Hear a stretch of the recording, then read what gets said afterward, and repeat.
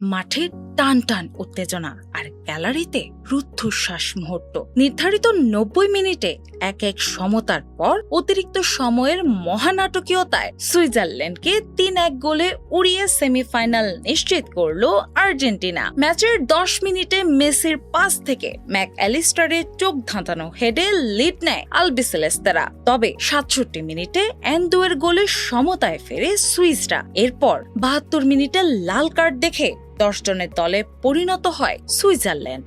আসল টুইস্ট আসে অতিরিক্ত সময় 114 মিনিটে 25 গজ দূর থেকে হুলিয়ান আলভারেজের অবিশ্বাস্য রকেট শট এবং শেষ মুহূর্তে লাউতারো মার্টিনেজের বুলেট গোলে কপাল পড়ে সুইসদের। এই জয়ে পুরো ফুটবল বিশ্বে এখন শুধুই আর্জেন্টিনা বন্দনা। দিনা ইসলাম, বাংলা বাজার পত্রিকা।